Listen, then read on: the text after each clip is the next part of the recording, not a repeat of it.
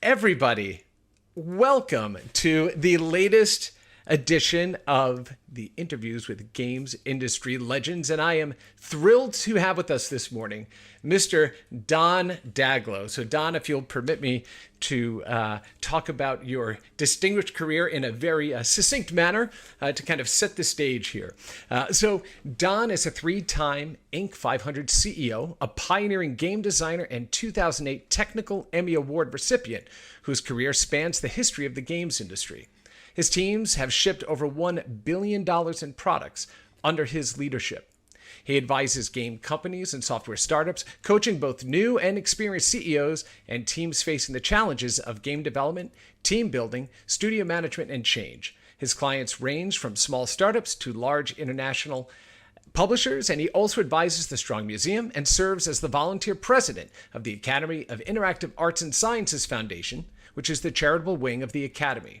He is the only executive in the history of the games industry who has held leadership positions on every generation of video game consoles, from 1980 to the present.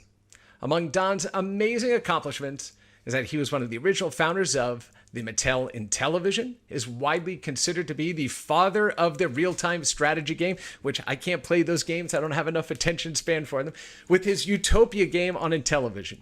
The creator of the first interactive baseball game on a PDP-10 in 1971, and was the creator of Dungeon, the first computer RPG, and the creator of the first online graphical RPG, Neverwinter Nights. So please welcome Don Daglow. And to be clear, everyone, this is being recorded. You just can't see that it is. So, Don, welcome to this interview session. I really appreciate your time this morning.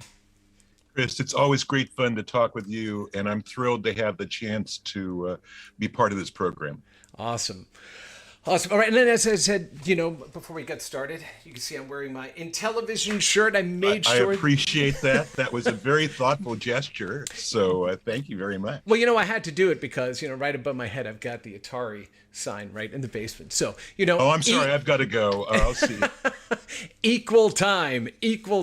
So awesome. So Don, again, thanks for joining us this morning. And what we really want to talk about is kind of your experience in the games industry, where the industry has kind of the road that it's taken, the path that it's walked, kind of where we are today, and kind of what we hope for the future. So I would love to go ahead and start by bringing up a story that you told me. Gosh, this is 15 years ago. I believe it had to do with you being if I get this correctly, you were a middle school, was it a social studies teacher, and did a game in a cafeteria with the kids where you taped out the world on the floor.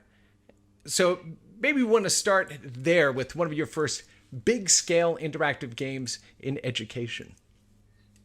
It was a fun project. I had come out of school. I was a playwriting major in college, and I knew that writers and actors starved, and when they left school. And so I also loved teaching, and I thought that's what I'll do while I figure out how to become a playwright on the American stage. And so I really did enjoy teaching. I became a bilingual teacher in Southern California in a barrio school. And one of the things I immediately perceived, I ended up teaching there for 6 years. And one of the things I immediately perceived was that in this environment, the kids did not get a lot of encouragement. There were no books at home for many of the kids, but that the native intelligence level of the kids it felt very normal, like any other classroom, but their test scores were not as high because they fell behind because a lot of environmental factors held them back. And so one of the questions was, if the kids have the ability, how do you still teach and give them the opportunity for that ability to shine and for them to learn in ways that will advance them through school? And so you're constantly thinking of, okay, I just doing it the regular way of read pages 122 to 135 and filled out this form. That teaching's not going to work. Yeah. So I was trying to figure out, we had one year when world geography was a key part of what we were doing in the middle school. And I was thinking how, for a lot of kids, they had not ever spent extensive time outside their neighborhood. For very often there were dangers in going outside their neighborhood. And so how do you express the world and how big it is and how things work? And so I was in the cafeteria after school one day. I looked down at the linoleum floor and it was linoleum tiles, square linoleum tiles. And, you know, if you give a game designer a grid, it's very hard for a game designer not to use a grid if you give one to them. Right. And so I went on my way home that day, I bought 3 spools of black electrical tape, shiny black electrical tape. And the next day after school, I decided it was better to ask them for forgiveness than permission. So I waited till after school. They had all the cafeteria tables folded up into the walls. And I had a little map of the world, and I put grid lines on it to match the number of tiles on the floor. And so I just did a simple map of the world in electrical tape. I think it only took me a couple of hours. This was not high res by any means. But when you looked at it, you could see, if you stood back at the side of the cafeteria and looked at it, you could see it looked like a map of the world. And then I came to school the next morning. My principal had already left that night. I came to school the next morning and went into his office to tell him, you know, hey, this is what's up with, when you see the cafeteria and stuff. And he had already seen it, and he gave me a bad time, but it was half playfully, and he let me roll with it. So we designed games to play there for the kids to learn things about, okay, how ships take things around the world, how some countries are right next to each other. And this was just after the end of the war in Vietnam. We had actually refugee kids in our classes. And so being able to express, this is where somebody's from, this is how far away it is. Here are places of conflict in the world you hear about just on the new, you know, on TV news or something like that. And the kids loved doing it. I had been afraid the principal would be angry with me, and he wasn't too thrilled. But then when it started to look very good, the superintendent came in and to see it. The superintendent said, call the local newspaper. And once the newspaper did a story about it, then suddenly it was a very good thing. So. And what I love about that story too, right, is it encapsulated so much of what the games industry not only was, what it became, and in some ways still is, right, which is finding unique ways to go ahead and tell a story, teach, or bring people into these mechanics.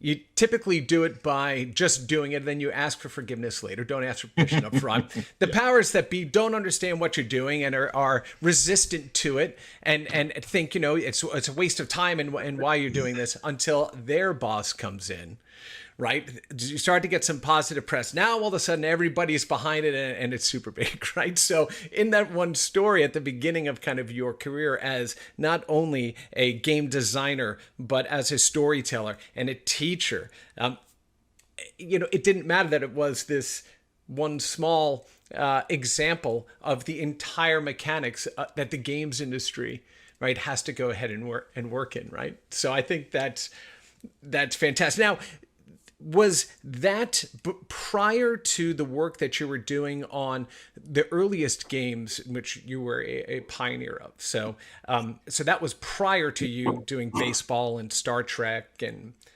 Dungeon and those sorts of things, correct? No, actually, it was. I started work. I discovered the computer by accident, and by pure luck, was one of the very first students who was not hardcore science and math career focused. To be able to touch a computer terminal and actually use the machine.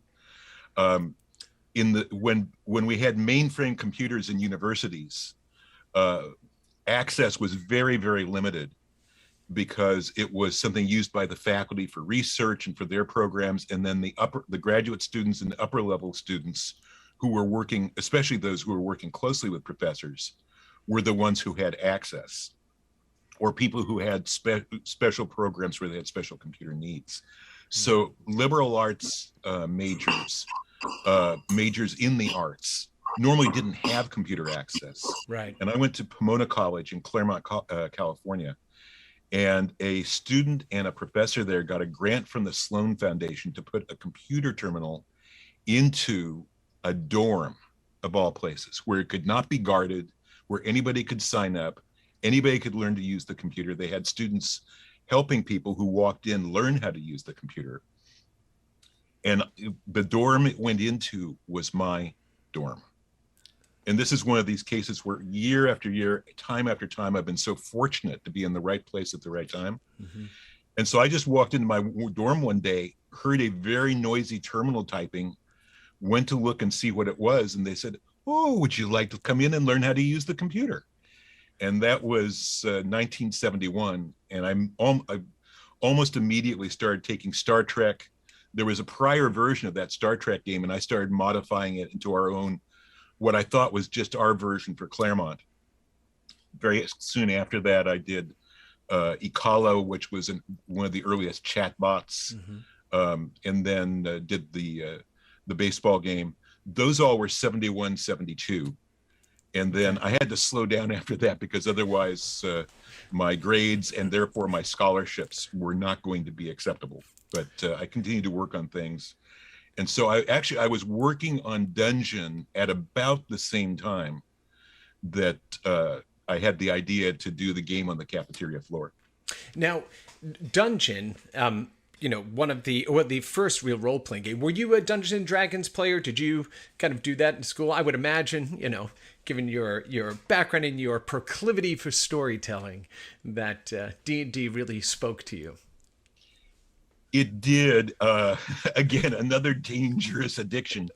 A group after I had graduated, I went to graduate school to get my master's and my teaching credential. And the year after I graduated, so this would have been early summer of '76. Mm-hmm. A group of theater majors and actors from Claremont colleges. One member had gotten into D&D, and theater majors are the worst for D&D because everybody wants to take it to the nth degree. And I got pulled into playing with them, and suddenly I went, "Oh my God, this is so cool! It's a new kind of storytelling. It's participative. It's interactive. But it's kind of scripted. And if you're the dungeon master, you get to write. And my mind is exploding." So. That I was, and then of course I said, and I could do this in the PDB-10. Right.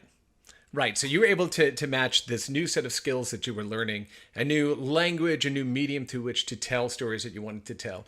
Discovered this other form of, which is it's really the oldest form of passing down history and communication and building civilization, which is the spoken word, right? And telling those stories. You had the opportunity to bring those together. And so you did Dungeon, and then you followed that on with Killer Shrews, I believe as well, right? Which was based Killer Shrews of a little before that. Oh, okay. Before that.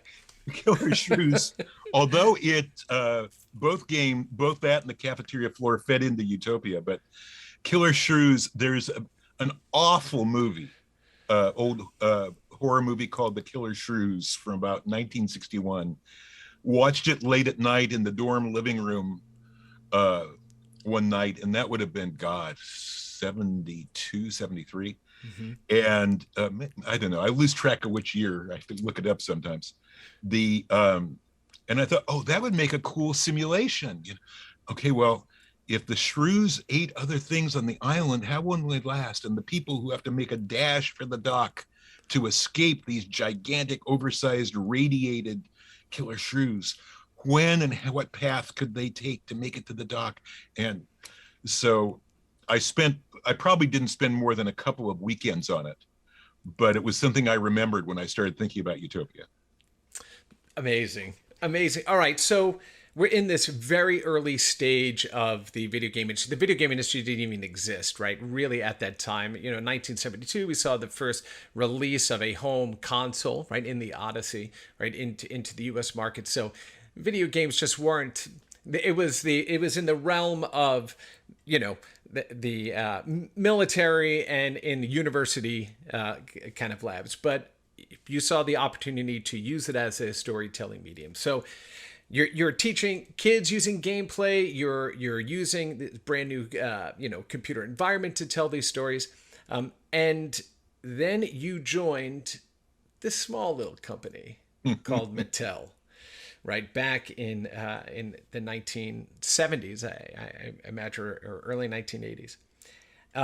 Tell us, how did you get into Mattel, and what kind of drove you to join the company, and specifically the Intellivision group?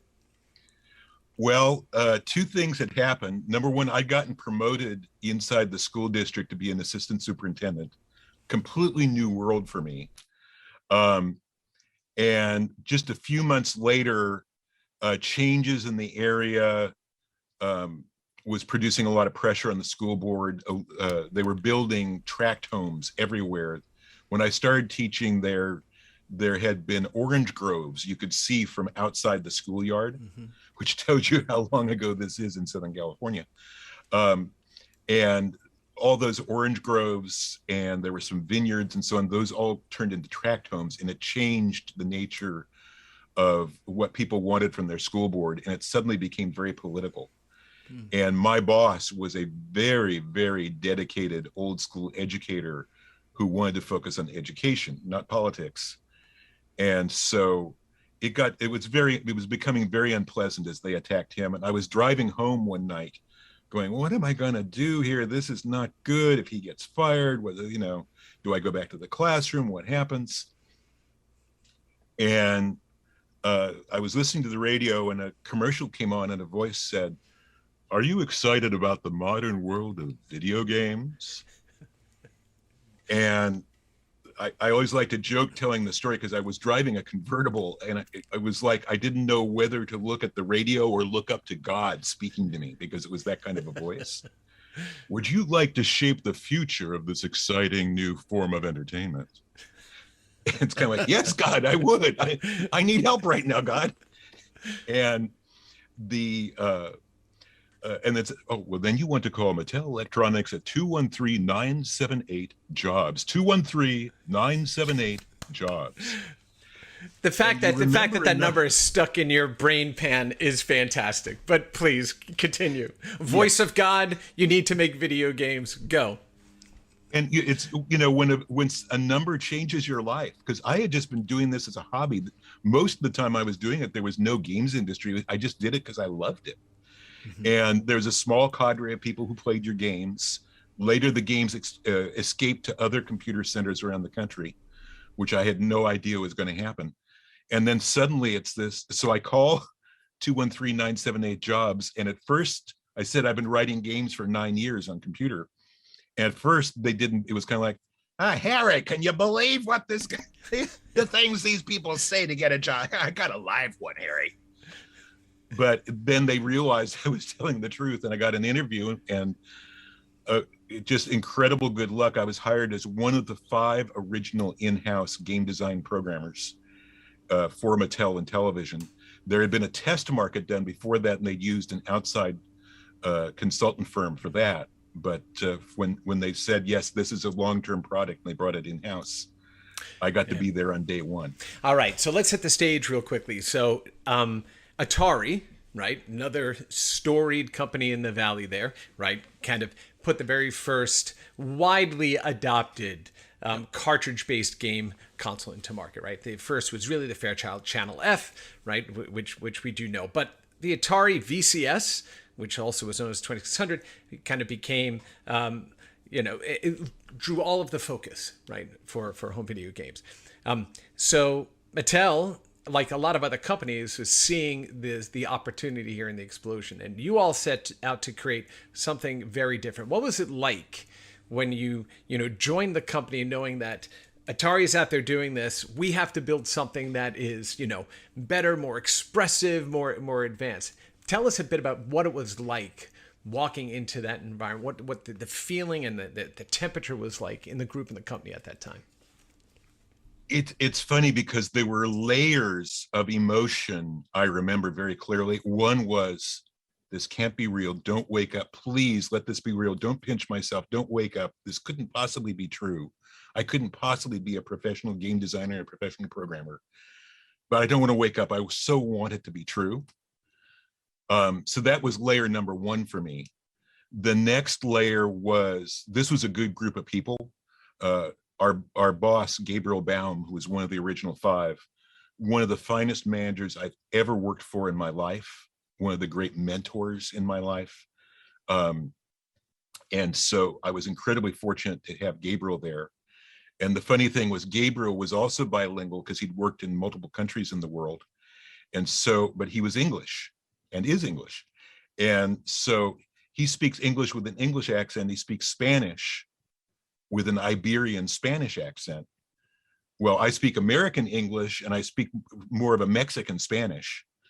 And so here we were, whichever language we spoke into each other, we were still on this Europe New World divide, which is kind of a tie, because I was used to speaking Spanish 3 or 4 hours a day from my teaching days. And the guys around us were both good programmers, thoughtful game makers, and just, you know, good teammates to have. And so we just sat down, and on the first day it was, hey, we have a superior machine.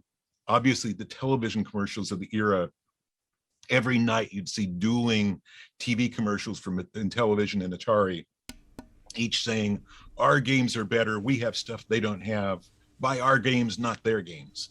Which George Plimpton was the George Plimpton was right? our spokesman. And if you ever look at any of the old videos for him, it's fun to watch. The choice is clear.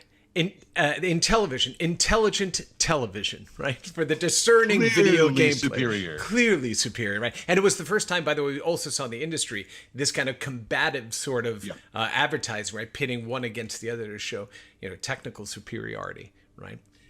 We had the advantage. Each side had an advantage. Atari's advantage was that they had entered the industry significantly earlier, and they built up a body of work.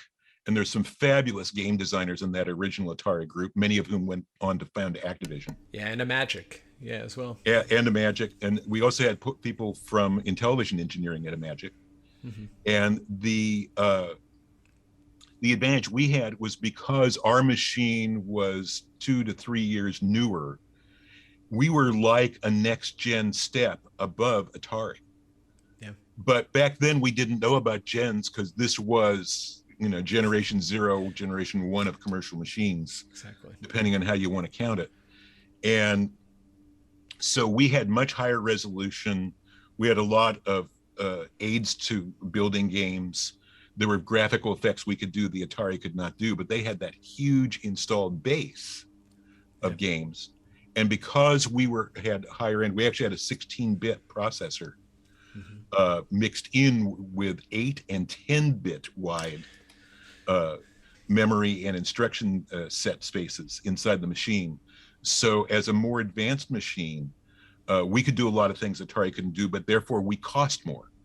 Yeah. And so this is where the battle went on for a period of years, because each side had its advantages. Mm-hmm. But it was funny because we just sat down and it was a bunch of people who loved games saying, okay, how do we show off this machine? How do we build a line of games? How do we expand on what was done for the test market? And we literally just sat in a small room with the head of design and development for Mattel Electronics overall on that first day and kicked it around. And at that point, we still had the Intellivision keyboard, which never actually shipped. The Aquarius, right? Is that what it was? No, this is before the Aquarius. Oh. The Aquarius was a horrible, misshapen monster of a proto would-be child. Not that I have strong opinions about this after 40 years, but the Intellivision keyboard, the original vision for Mattel, and was absolutely brilliant. There was a man named Dave Chandler, whom unfortunately we've now lost. And the vision was, well, it's clear that home computers are coming in. Apple was already a big success. And so the original design was we would have a video game, which was the Intellivision that everyone knew and knows. And then we would have, and that was the master component. And then you could also upgrade and buy the keyboard component, which turned it into a home computer. And it really did. And there was just one problem facing this, because it was very much, and I've talked to friends at Atari who said, we were scared out of our minds that you guys were going to get that thing to work, because we thought you might kill us if you did that. Yeah. In the marketplace, metaphorically speaking. And so they worked on the keyboard, but to keep costs down, remember Mattel is a toy company, right? And the tradition of selling hardware at a loss in order to make money off of software, that tradition hadn't started yet. All these companies were trying to always make a profit on anything they sold, because that razor and blades business model hadn't fully emerged. Yeah. And so the company did not want to invest in having a floppy disk drive, because floppy disk drives in those days cost what today would be, I think, probably close to $1,000 each. Mm-hmm. And so that was a very, very prohibitive thing. And so they tried to use a cassette player to do it, with the idea they could then add on a floppy drive later. And cassette technology overall on any system was not that reliable. When I had my first Apple II in the late 70s, we'd try and load off cassette, and usually a commercial game would load. But if you tried to do anything and save it, you'd kind of go, okay, please come back to me. Please come back to me. Because there was about a 60% chance that whatever you saved on a cassette drive would come back. And that was on my Apple II. And please make sure I didn't record over another game that was on this cassette. I was a VIC-20 kid, very familiar with the plight of the cassette, cassette generation, right, of computer storage. I think many of us were permanently emotionally damaged by this, and the psychological scars remain. But so the tech itself, and so of course inside the Intellivision, it worked pretty well in the keyboard component, but still it was unreliable tech. Yeah. And so the company, because Mattel had a very high quality standard, they said, no, we can't ship. This isn't an add-on for our machine. This is the centerpiece technology. Yeah. We can't do it. So the keyboard gets delayed and delayed. My first game I wrote was for the keyboard. And then I was switched over to the main Intellivision after that. Right. And so the keyboard never ships and becomes this drag on the company, which is tragic, because it was such a wonderful vision. And if anything, you could argue that it was just a couple of years too soon for that vision in some ways. But the Intellivision video game component worked great right off the bat. So, yeah, I mean, and in that era, right, when, as you mentioned, era zero, a year can be too early, right, with regard versus, the 4 or 5 years that we're used to right now. We have a lot of history to get through. So what I'm going to do is I'm going to condense some of your time at Intellivision into here. So you had several games, and when when I read your bio to our listeners here, the father of the role-playing game, or the real-time strategy game, Utopia. I remember as a kid going and buying this, saving money in a paper route to go ahead and buy Utopia. And as a kid, I found it fascinating, if a bit obtuse when you first start to play. But once you start learning the core, like 4 or 5 mechanics of the game, you lost a ton of hours into going back and trying to continue to build. So there was Utopia, Geography Challenge, and Intellivision World Series Baseball, which, now correct me if I'm wrong, the logic for that baseball game had its origins in the baseball game that you wrote on the PDP-10, correct? Yeah, the two parts of that game quickly were basically the algorithms from inside my 1971 baseball game for doing an actual statistical simulation. We actually we're simulating real major league players with real statistics. And right before we shipped, the company said, we can't afford the Major League Baseball license. So the players are all named after Intellivision team members. And the other half of it, as I was watching baseball on TV, and at this point, the whole metaphor for video games is you're looking top down at a board game that comes to life, and it may scroll around. But I looked at it and I said, wait a second, we can emulate TV camera angles in the Intellivision. I know how to program it. I know what we could do. And so it was the first game that used camera angles in consoles. So yeah, and then Utopia, you're building on your past experiences. Utopia was informed by the activity that you did as a middle school teacher, as well as some of the earlier programming works, right? So when Utopia was first kind of presented to your team, if you could quickly tell us, was it like, oh my goodness, there's no way anybody's ever going to be able to do this, or how are you going to be able to simulate, all of these things, right, inside of this new machine? Can you tell us a bit about the development of Utopia? Well, we had a lot of sports games already working by the time I came over from the keyboard to the master component team, which wasn't a very long walk. And we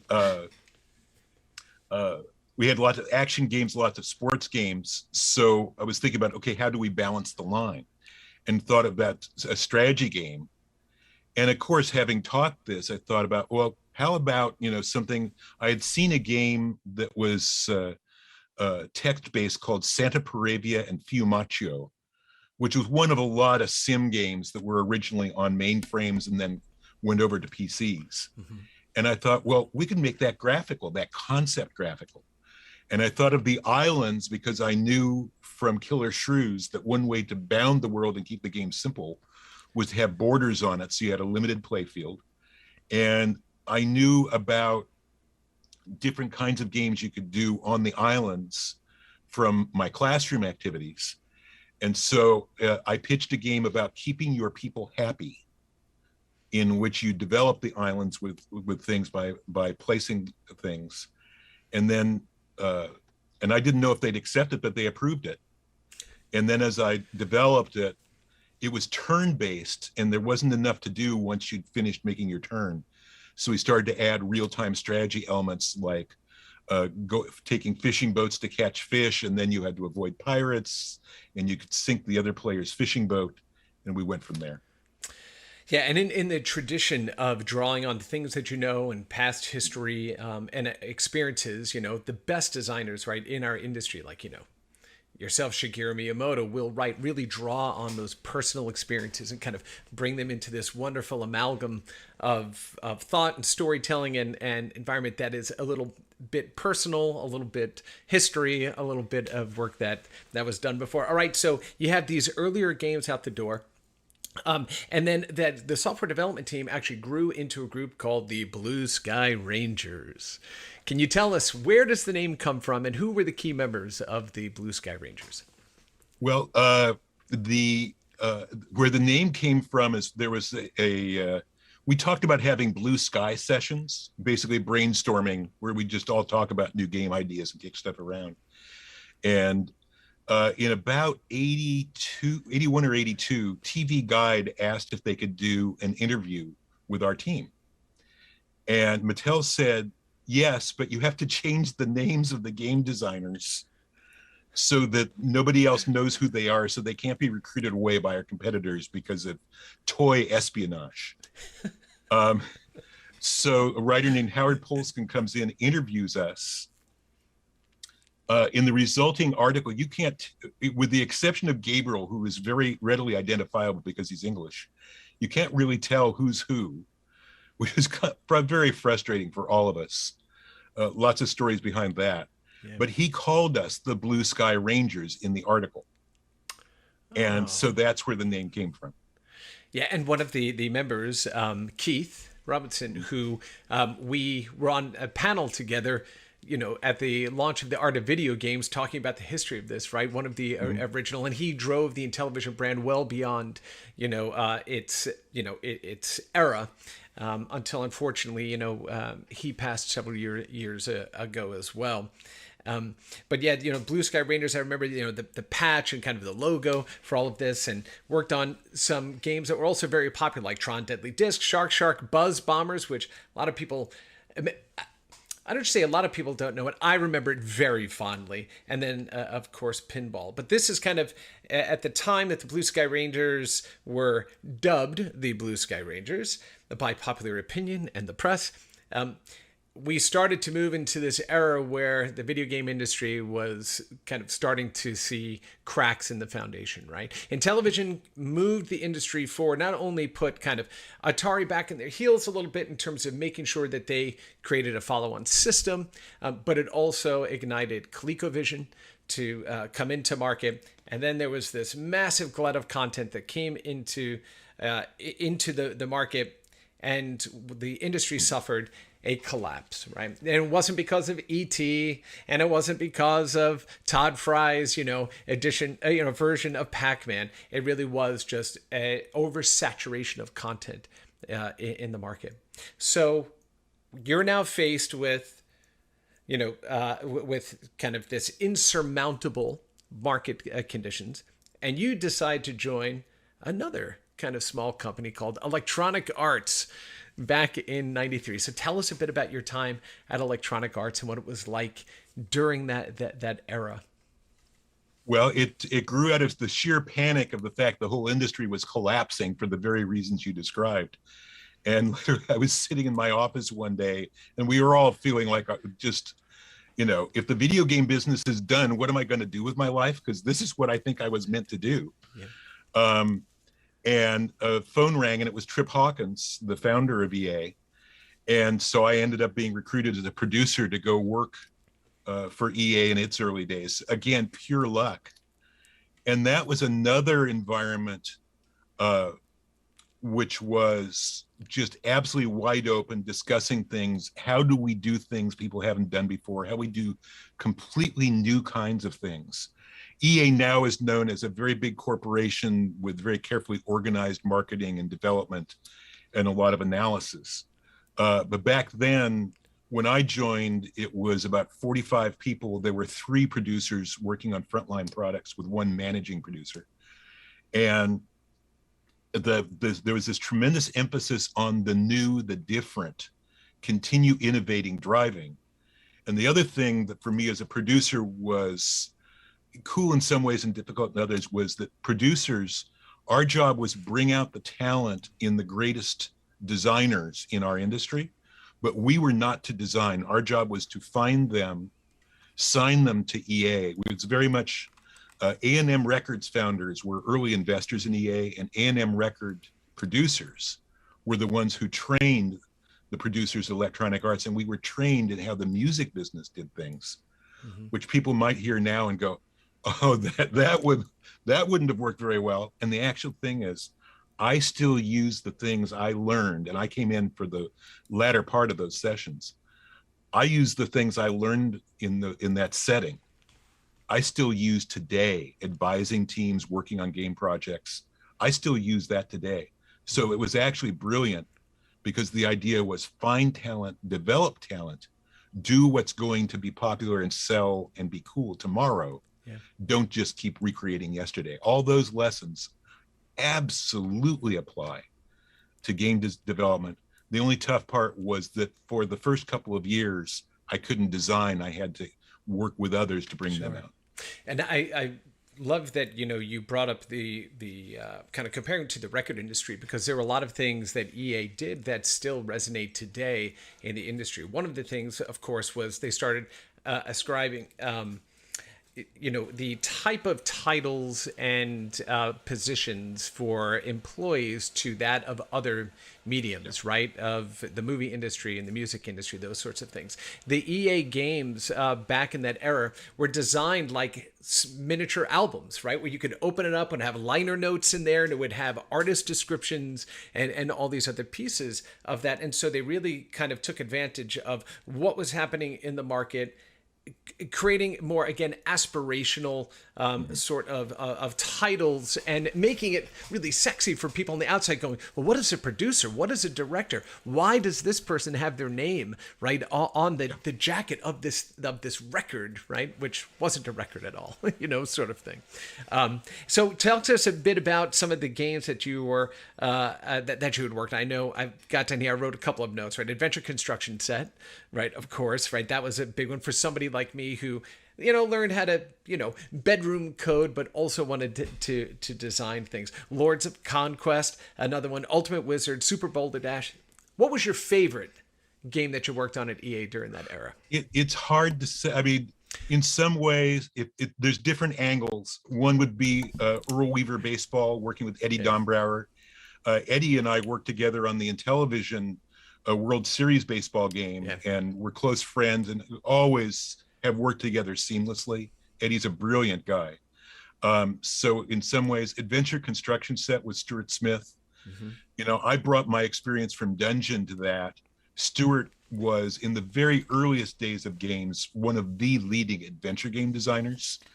And so the two of us together were able to do that. There's a lot of fun stories in there. Just such a wonderful person. And then on down the line with working on Mail Order Monsters with Evan Robinson, Nikki Robinson, Paul Ritchie.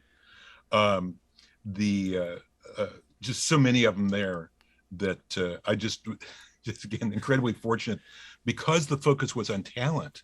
The level of both design skill, intelligence, and frankly, game culture, people who lived games, we were surrounded by, and that was just a wonderful feeling. And I'm glad you also brought up the subject of culture. Among the things that we try to do here inside of AWS and the Game Tech organization is make sure that we are applying or make sure that we recognize why the technology and effort that we put forth is important, right? To not only the people who play video games, but the people who take a risk in their lives to make this art, right? That want to share a story about their experiences or things they feel are important to bring to the world, right? And ensure that they can do it reliably and consistently and lengthen that runway so they can just focus on building a better game and not necessarily kind of the technology underneath. But to do that also means that the culture has to come from inside of the company, that we understand because we are gamers, because we want to see these things out in the world. And that's why I love am so appreciative of the opportunity to speak to leaders like yourself who have not only built the industry, but have kind of these lessons to teach, right? But from you creating that culture in the middle school, to the culture that existed at university where you built on these things, to the culture that existed inside of Mattel that eventually led to the Blue Sky Range, that eventually, carried over into EA, that you've never lost that important outlook on why video games are important, why it's important as an art form, as a storytelling medium, right? And what we need to do to continue to put more art and more smiles and more connection kind of into the world. All right, so we've gone through the EA era, and we've got about 15 or maybe 20 minutes, not even, 15 or 20 minutes before we open it up to some question and answers from our colleagues here at AWS. So I want to move on to Stormfront Studios. Tell us a bit about some of the work you did there, and then we're going to talk about Neverwinter Nights, right? For a couple of reasons, but tell us about Stormfront. So you leave EA, what happens next? I left EA. I spent about a year and a half at Broderbund. I'd reached the point where I thought I knew everything about everything, and I ran Broderbund's entertainment and education division. I took over the Carmen Sandiego project. Oh yeah. I was executive producer on the original Prince of Persia, which basically meant my job was to make sure nobody bothered Jordan Mechner. Yeah, that was my job as the executive producer. And Jordan is again another just incredible game designer. Yeah. So reached a point where I felt like, okay, I probably hadn't been humbled enough by learning things at Broderbund. I thought, there's no video game studio here where somebody with experience in publishing is running a game design team. And of course, typical game design teams of that era that were an indie group might be 5 to 15 people, and that was a significant operation. A smaller firm might have 1 to 3, and so I thought having somebody who knows publishing and go to the publisher and say, I know publishing, I know development, I can speak the language of publishing with you as a developer. That's an angle. And so I started Stormfront, and again, was very, very fortunate. The early on, we got a contract to do Gold Box Forgotten Realms D&D game with SSI. Mm-hmm. That helped launch the company. I got a deal for our first baseball game, which would become Tony La Russa Baseball. And also, when Steve Case from AOL, when AOL had about 40 people, he was looking for somebody in the games industry to work with him to get some entertainment onto AOL. And LucasArts and our team were the two who signed on and said, hey, we'll do a deal with you and support you. So when I started Stormfront, we got a contract very quickly from AOL as well. So all of those things kind of launched the company and gave us our initial momentum. Yeah, and that whole era of game development, and as you mentioned with the AOL, which was quantum computing at the time, right? And yes, and that kind of morphed into that. They were the first company to really kind of not just make the internet more accessible to people, but the ones that really kind of put the first video games or interactive games online outside of the BBS culture, right? Which we all grew up in. Now, the original AOL headquarters is 5.5 miles down the road here from my home. In a prior life, I worked for a company where my team actually orchestrated the acquisition of AOL. And one of the things that I found, Don, was behind where the mail facility was on the campus here, there was a little building that was still running the original online code for everything from like Habitat to these things, because there was so much, intellectual property or intellectual rights and all these things kind of tied up in that, right? So to know that it was back behind that building there always just, brought a smile, but also hurt my heart a little bit, right? That as a preservationist, as somebody who is involved in game history, making sure that we capture those things and bring those forward and is super important. But okay, we talked about Tony La Russa Baseball, which again, did it use the same algorithms that you had done all the way back in the early 1970s? Yeah, I basically have been developing the mathematical approach to simulating baseball all the way through, from that through Weaver, through La Russa, as team members left, because people move around the industry. People who'd worked on our baseball games worked for other companies, and the same basic algorithm approach came into other games as well. Amazing. And so it certainly, I in the last few years, I don't know, because the emphasis now in baseball games is simulation is there, but it's so much about the video. Yeah. But for at least a couple of decades, just about every baseball game used our mathematical formats. So amazing, right? So 20 years, right? The foundational stuff, you were able to continue to build on that for 20 years, which is incredible. Okay, so let's talk about online gaming. You create the very first Dungeons and Dragons graphical multiplayer game online, right? Not on a university network, not in the realm of BBSs, but really for mass consumers. And that's Neverwinter Nights. Tell us a little bit about how that came to be, right? What was the reception like of this game? And then I wanted to ask you about a story that you shared with me that I think would be inspiring for those listening today.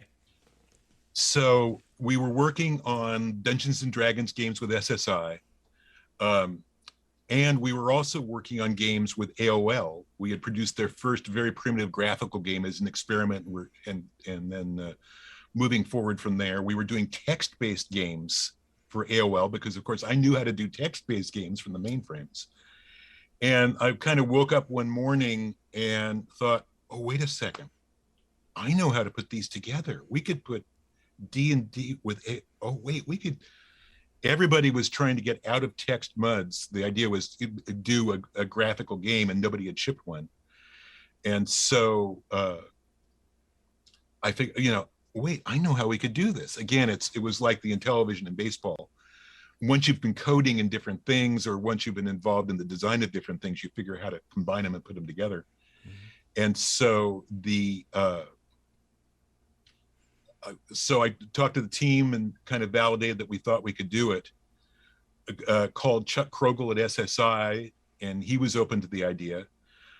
Called Steve Case and the producers at AOL, and they were open to the idea. SSI called TSR, which at that time, before Wizards of the Coast, controlled Dungeons and Dragons, and everybody gave an initial view. We went through some, very close call meetings about, is this doable or not? Can we do this or not? And finally got the green light. And the funny thing is, the meeting where the final green light happened with Jim Ward of TSR and Chuck, and I think it was Kathy McHugh, our producer from AOL, we met at the Excalibur Hotel in Las Vegas, which of course is like King Arthur's gigantic castle. And we're sitting in a themed restaurant for the Knights of the Round Table, talking about doing D&D and getting the final approval from all 4 companies to do this. So that was kind of the roots of how it came about. Amazing. Okay, so you release this, people are jumping on, and this is a time when there's no unlimited use of network connection. People were paying was it by the minute, by the hour, by the day? I believe it was by the minute at first, right? Yeah, it was 10 cents a minute, $6 an hour. And that's $6 we went live in the spring. I started pitching it at the end of 89. We went live in the spring of 91. So adjusted for inflation, that $6 is a much bigger number now. Yeah.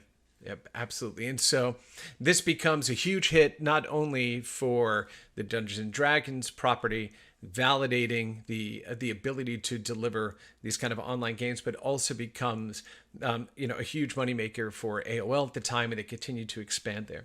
One of the things that you've talked about over the years is the importance of what it is that we do, right, in the games industry, and how these games are viewed as more than just a game. And you shared with me a story about a letter you received once from a woman who had been playing this game. If you would be so kind as to share that story, I think, again, it's important to frame the kind of the humanity behind the storytellers that depend on the technology that companies like ours, develop and deploy, and the environment that it provides for people, and the importance of kind of the community for players. And I have to say that when this happened, it just opened my eyes to so many of those things. I had been part of online communities since the very beginning of online, because it was so much like the mainframe. I was so comfortable there. And there were very close, communities of people interacting via text. So I come into the office one day and find this regular snail mail envelope. This would have been probably 93, maybe 92, 93. And it was from a woman who was a player of Neverwinter Nights. First paragraph was something we were accustomed to, loved the game, play it with friends, have built new friendships with it, just through the community of people playing the game.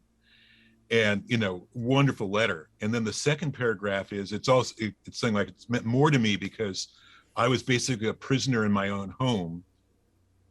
My husband would only let me leave in certain very controlled situations. He told me if I tried to leave, he would kill me. Various, terrible scenes of this woman being trapped like this. And then the next paragraph after that says, and I finally got the courage to tell my friends in my guild in Neverwinter Nights, the people I played with, what was going on. And they persuaded me to go to a shelter and go to the police and get help. And I'm now out of there. But your game gave me the community. And I think it's important to say the game did not give her this, the community of people she played with. And I think that's an important lesson for us, is that Sometimes we're telling stories and we're trying to be traditional art. We hold the mirror up to life. At our best, we create something that really makes people think and feel, and that's art. But sometimes also we end up creating communities that on their own create something even larger than what we're doing. And I think that's what happened here, because her friends convinced her she could get out safely and gave her the emotional support to do that. And so we were creating a stage, but then the players control so much of what happens on that part of the stage after that. And as the guilds grew, Neverwinter Nights had the first guilds of that kind. And as the guilds grew, you see that replicated many places. She ended up marrying somebody, marrying again and marrying somebody from the AOL community. And I think we got a couple of other messages and stuff over time saying that things had gotten much better for her. But it is that sense of there's really two layers to this. It's the work itself, which is like writing a play, writing a book, creating a film, whatever it may be. And that's one form of it. But then it is the chain reaction of what other people do based on what you started. Yeah. And that's why that story has always meant so much. You know, and Don, thank you for sharing that. And, you know, in my retelling of your story, when I discuss, you know, when you shared this, the thing I also like to point out is this is a woman who was also able at certain points to be able to leave the house, but she did not feel comfortable enough in the people that she was interacting when in that environment to actually, you know, leave and go to the police directly, tell a coworker, tell a boss. It was the community of game players where she felt most at ease, because it, in some ways, and I think you and I have discussed this, is you remove all the trappings of who you are and you can be your more authentic self if you choose to be in that environment. And it all goes back to something I strongly believe about video games, you know, and empowering people, is that we have to, you know, we're moving from, as you said, you know, these kind of, you know, scripted, you know, directed sort of stories into something bigger. And for me, it's about moments of meaningful interaction. It's not necessarily the 3 or 4 hours you're sitting down, but it's all of the moments of meaningful interaction, whether that is with the story or the characters or being introspective or reaching my community, right? My tribe, right? Out in the world. And you are somebody that helped pioneer, not only pioneered that modality of gameplay, but proved that it is bigger than just the game itself, right? It is an amalgam of all of these things that transcend any particular form of art, particular form of community, particular form of communication to be something bigger. And we're still learning, right? The industry is really only about 50 some odd years old. And so we're still learning how to best use these tools to best serve art and humanity and just make people smile, which is a noble thing to do, by the way. Just to make people smile is a noble good, I believe, right? So, all right, we're running up against the half or the bottom of the hour here. For those that are listening, if you have any questions you'd like to ask Don, please go ahead and put them in the chat on Chime. And as we're kind of wrapping up some of this discussion, I'll start reading those off there. So please share any questions that you have for Don. So, school, university, Intellivision, EA, Stormfront, AOL, incredible work across, you know, the entire landscape of your career, Don. Still advising companies today of all sizes, but you're also an author. So that is something I know that is near and dear and passion to you. So I want to touch briefly on these two things. Please tell us about some of the work that you've written. And I also want to talk about the work that you're doing with the Academy of Interactive Arts and Sciences, and especially in the foundation side. So obviously, having been a playwriting major, writing has been a passion for me a long time. I've written a lot of material with indie games. But a few years ago, I thought, oh, I'll just write a short story. That'll be fun. I'll try and I had been published. I was trying to be a professional writer, and I was published before I got into the video games industry. But I thought, I'll go back, I'll submit something to a magazine, see if I can get published again. And of course, as very often happens with me, I started to write a short story. It turned into a novel. It took 8 years or 7 years, I guess, for that one. It was published in 2015, called The Fog Cellar. Very fortunate. It was an indie bestseller. It's been very successful. And on the professional side, I did a book called, that's a Freudian slip. I did a book called Indie Games from Dream to Delivery, because I saw so many independent game teams, passionate game teams. They're writing games because they love games. They weren't thinking about, oh, I can make $1 billion with this. Won't that be wonderful? I could live in Monaco. That's not what they were thinking. They were thinking, I love games. I love this idea. This is cool. Let's do this. And that's where our best work comes from. In my career, if I've driven to work thinking, hey, this is going to be a big hit. Oh, everybody's going to love this. Very often those games fail. Right. I drive to work going, God, I love this game. It may not be the biggest seller in the world, but I love this game. A lot of times those are the games that become hits. Absolutely. So passion drives an awful lot of good things. So, but I saw that passion going into, come to our school, pay us $25,000 a semester. We'll make you a video game star. And lots of articles about, hey, you want to get into video games? It's easy, just do this. Yeah. And I looked at that and I thought, oh my God, this is nuts.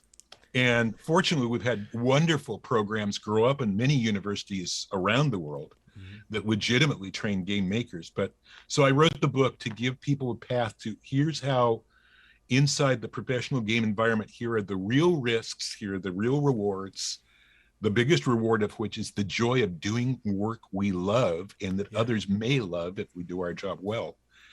And here are both the pitfalls, and here's some shortcuts, and here's ways to do it.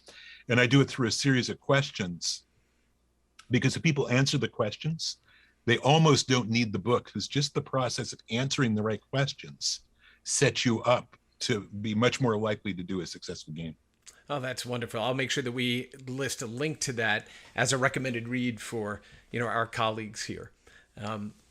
That's absolutely fantastic. So author, and you're still advising, and you're doing these pieces, and you also do work with the Academy of Interactive Arts and Sciences, which is, basically it is the equivalent of kind of the Motion Picture Association, like that academy. Tell us a bit about the work that you do there, because it is on the more philanthropic side of the organization. Well, I was on the board of the Academy in the early 2000s, and about 2008, we started work to create a charitable wing specifically to do scholarship programs for students looking to enter the games industry, specific with the idea of helping a more diverse group of people enter the industry, and particularly people who may not have come through the traditional universities, looking for all sorts of ways to help bring people in. And shortly after that, we realized that the scholarships were good, but we wanted to do more than just give some money to students and then people early in their professional career who might come from underrepresented groups. And so we also created a mentoring program where we paired people with mentors in the industry. DICE is the name of the conference that the AIS holds once each year, which is a really productive, again, a network, a community of people in the games industry, both the business and the creative side. And we bring our scholars, many of them we're able to bring to DICE, where they're mentor and they can network with other people. And the program has been very successful.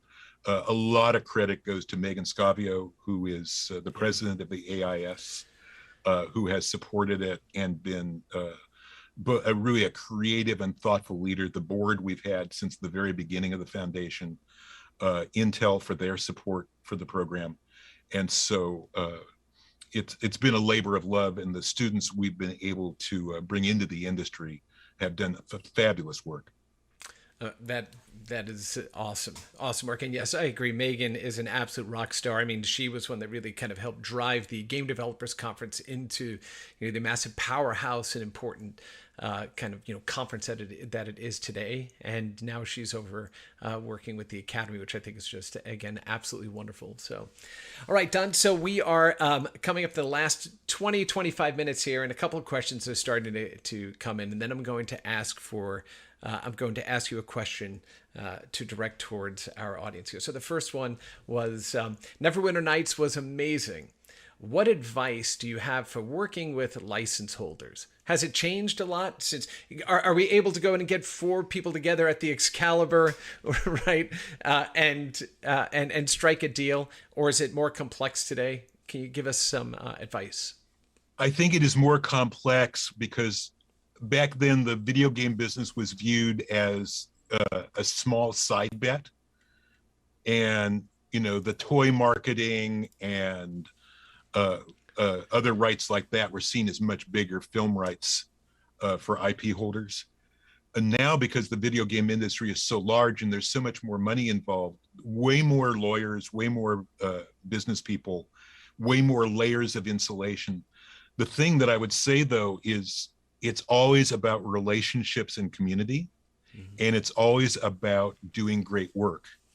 If you have done great work and you can show that you've done great work in the past, then approaching an IP holder, even if you don't have connections there, it's worth trying, because if you show great work, that is the greatest calling card of all, is wonderful work.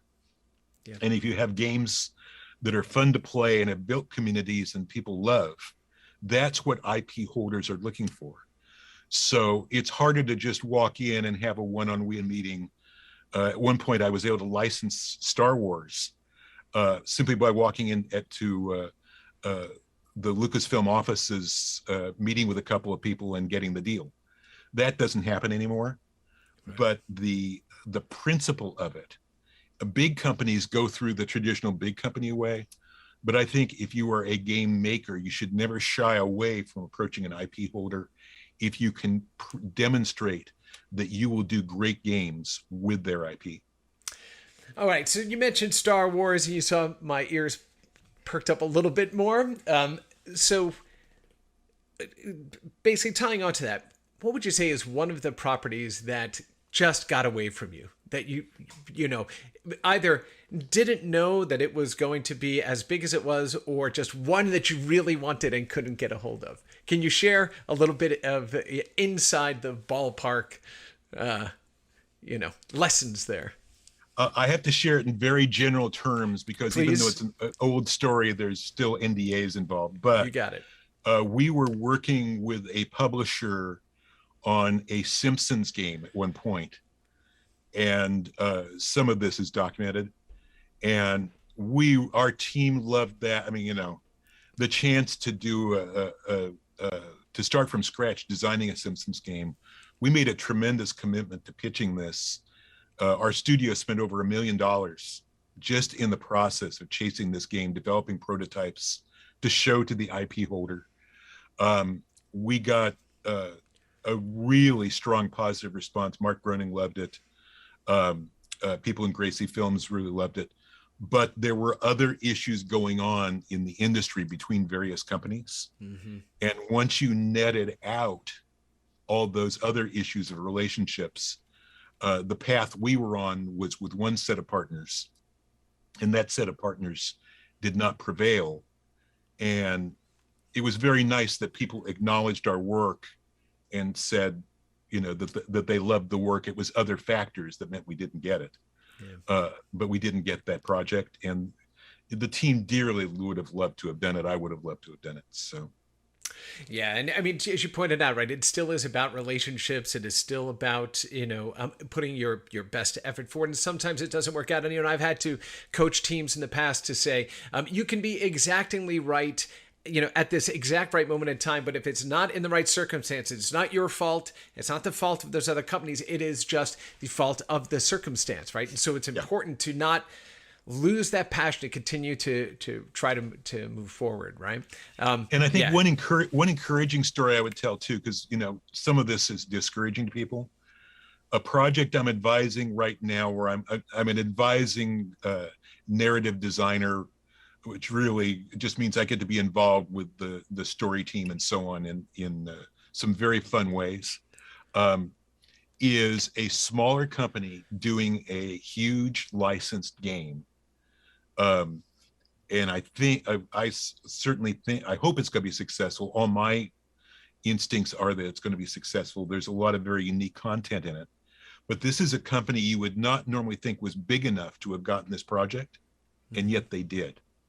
And the team I'm working with, I have such great respect for. As you can tell, I'm having an absolutely fantastic time on the game. But I like to tell those stories too, even when I can't fill in the details, just so people don't get discouraged, that it's all about just big companies and big this and big that. Yeah. And that companies can present a body of work and a great team and get those opportunities. Yeah. No, and it is important. And as you mentioned earlier in our conversation, most people that go into this industry aren't going in with, everyone wants to make a living, feed their families, put a roof over their heads, but most may not even aspire to become insanely rich by these things. They're doing it because they have stories they want to tell, right? That it's about getting that out into the world and finding an audience and finding a community, around those things, right? If you're able to go ahead and make, be wildly successful financially, that's great. But so many game designers that I talk to do it because of the love of doing it. And it's important to make sure that if you as we move forward, right, whether it's building video games, creating the technologies that game developers depend upon to create those games, it's important to remember why we're doing this. We're doing this to empower the next generation of artists and designers and people who build content, and the people who choose to take moments of their life to engage in that art form, away from a weary world, right? To find that community and joy and love, right, in those games. So, okay, I've got two questions, but I do have another comment that came in, which was, as an Asheron's Call player, thanks for paving the way with Neverwinter. So, so the group that you're talking to here, I work in an organization known internally as the Game Tech Organization at AWS. One of the things we commented on recently is, Amazon is a huge company, and there's a lot of just incredibly smart people and incredibly important work that's being done around the company.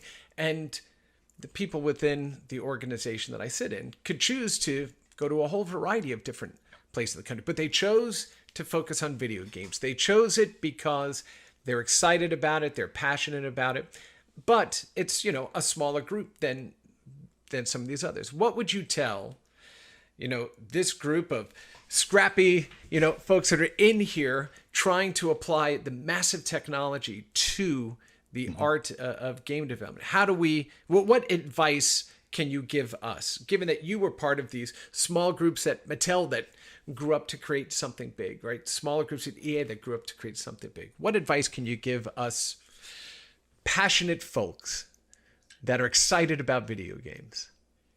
I think, first of all, it's clear that the level of skill that's being shown in the technology and the work you're already doing is such that I don't think I think I could probably learn as much from people in this team as I could share. I can share experiences, but I think that my attitude is I probably could learn a lot from you at a start. I think that part of having a long career in this industry is loving to constantly learn how to do new things and do things in new ways. I also think you're enablers of that for us. One of the things I was taught as a writer is we're not trying to create ideas and make people think about things, even though that's what you see very often as advice.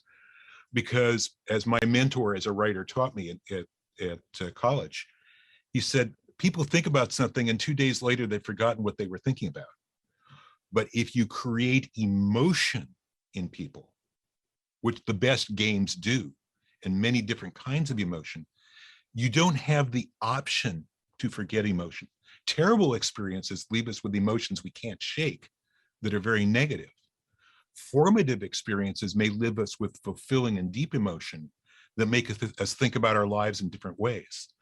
But when we create emotion, that's when we can have a lasting impact, hopefully one that's positive for people. And I think that's as true of games as it is for theater and for film. And when you are working to enable that, I think that's noble work. So I just have respect for what you're doing, because you are enablers, magnifiers of that work. And I know that throughout the organization, there are very creative people who are adding other elements as well. So I come from a very deep and sincere respect for the team and for what the company is doing. And I do think one other thing to think about is I've had the blessing of having a huge corporation and then being at that focal point where you're driving creative and vision expanding type of work within a very large company. Mm-hmm.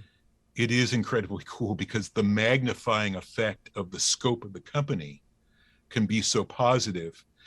And let's face it, when you're working for a big company, it can be easier to do things than when you're an indie working away in your spare bedroom with two buddies. So I think all those things are positives, but the strongest emotion I have is one of respect for the team and for its capability and for the idealism and drive within it. That's the biggest reaction I have as a person. That is very kind of you. And thank you. Thank you for that. All right. So we've got a few minutes left here. And I have one question I'm going to throw right out here at you. Where do we go from here? What gets you most excited about where the industry is going, right? I asked you the same question 13 years ago, right? In another interview that we did, we talked about, kind of the growth of online and storefronts that are going to change the way you distribute content and give people access to all of these things. So here we are, decade plus past. What excites you about the future now? I think that if I put it in broad let me ask you a bigger question, yeah. Don. I think if you put it in broad terms, I would go back for a moment to a conversation that we had. Joey Barra, Stuart Bond, and I were sitting in a Denny's when we were working for EA in probably 1984. And we were saying, someday our industry is going to be big enough that it won't just be mainstream product we're trying to build. We can have niche products that don't have to appeal to a really wide audience, but the audience will be big enough that we can serve them. Well, almost 40 years later, we now have that, because the audience is so large and there's such a diverse set of platforms, of game styles, of game genres. There are whole silos in different places at different markets, from hyper casual in one case to JRPG in another, and we have all these areas. And that's very cool, because now to be a game designer, you don't have to try to please everybody. You can have an audience, you can build all sorts of different kinds of communities and reach all different kinds of communities. I think the flip side is that now that we've become such a huge industry, we of course, the negative out of that positive is we face a lot of the issues that the film business faces, that the music business faces, which is having our large publishers driven by the stock market. You have to post quarterly growth. And when constant growth is the objective, one of the things the A&M music producers taught us was hits are unpredictable. The only hit is when you drill the second oil well into a pool you've already discovered. That's right. Other than that, hits are unpredictable. You're looking for talent. You're looking for new ideas, but hits are unpredictable. The stock market and Wall Street want predictability. The nature of the craft, if you're doing original work, is to be unpredictable. Yep. The bigger the industry gets, the greater that disconnect affects our ability to do new and innovative things. Now, the good thing is the growth of new platforms opens up new ways to do things. Right. The growth of new communities. A lot of the audiences we now serve, no one respected 20 years ago. Hyper casual, people would have scoffed at. Much of what we think of now as the casual market, a lot of online gaming. It was, oh no, those aren't really games. Well, we're much smarter in that respect now. So those are positives. So I think it is, I think always life is a mixture of opportunities and good things and liabilities. The opportunities and the liabilities change in each era of video games, but having done this now for 51 years, and I've got a future project, I hope in future years to talk about that I'm very excited about as well, then I think we just have to keep understanding that, like everything else in life, there are going to be these positives and negatives. Mm-hmm. But I think that's the meta picture, the positive of so many groups and communities and opportunities, and the negative at the top of the industry, predictability, tentpole, big projects, things that can earn you $1 billion as the focus. I think that conflict is also a big part of what we do. Yeah, I could not agree more. I like to say that, somebody who plays a match 3 game 20 hours a week is no less hardcore than somebody who plays Call of Duty 20 hours a week, right? We're all nerds for something, right? And That's right. so you can't, it is such a one-dimensional way to look at this incredibly deep and varied industry that reflects the human condition, right? So as the industry is learning to change our definition of what games are, society is also learning to catch up with that as well. So we are in that next kind of transition point with the amount of platforms available to us and these sorts of things. The other thing too is, with the growth of the industry, it's where we're going to catch that lightning in a bottle. Well, you can go put 5, 10-foot size bottles out in 3 fields, or you could put 1 million empty bottles in 1,000 fields, and you'll catch lightning in a bottle that way. And by that, what I mean is, companies that build and operate the core infrastructure and technologies that are required for modern game developers. It is important to get the complexity of those things out of the way, so we can have more people just focus on the art, focus on the experience, focus on how they're going to lash together these endpoints into a greater experience than what came before. Let's go ahead and let them just continue to be incredible game designers, not always expect them to be super proficient cloud practitioners, right? And so that is part of the contribution that any company delivering these types of technologies and platforms can make to the industry, right? So, you and I are in complete alignment on all of that, because and I think that is both the opportunity and the challenge and the joy of what AWS has the chance to do right now, is the chance to make a difference. Even in an global industry of our scope, you have yourselves the scope and the power through the company that a limited number of individuals can change outcomes for game creators, just because you sit at the hub of so much and have that opportunity to change how we do things, as you already have. I mean, now so much of what you do, we refer to routinely as part of our landscape. And if you continue to innovate with that, you're going to continue to change how we do what we do in ways that we love. So I think it's a wonderful part of the continuum of the greater mechanism by which great games get made. Yeah, and it's good that that there are people inside here that are just as passionate about games, making sure that gets reflected in the work that we do every day. Right. So really just wonderful. So, Don, we are at the top of the hour. I really wanted to thank you so much for taking time. I know you're up earlier this morning. It's always a pleasure. It's been actually too long since we've had the opportunity to sit down. So I'm glad we, kind of cracked that door back open, and I'm looking forward to seeing you face to face. Something that I didn't show during the course of our conversation here that I would be remiss if I didn't show you. There was, in the work that you do around game preservation, the incredible and generous contributions that you've made of your work to organizations like the Strong Museum. Somebody had placed a document dump from Atari up on Internet Archive. And I printed out, and I have in front of me here, an engineering log sheet from one of the engineers at Atari. And this is the dissection of the Intellivision. Oh my gosh. So here is, written down what the power supply, the components of power supply, what the main board consisted of, miscellaneous parts, controller parts, everything. So you scared Atari sufficiently enough that their engineers were disassembling and reverse engineering the work that you all were doing at Mattel to make sure that they remained a viable business too. So take pleasure in that fact, Don, that you scared them enough that they were disassembling your stuff back in the day. So anyway, Don, again, it is lovely seeing you. Thank you again for spending so much of your time with us today.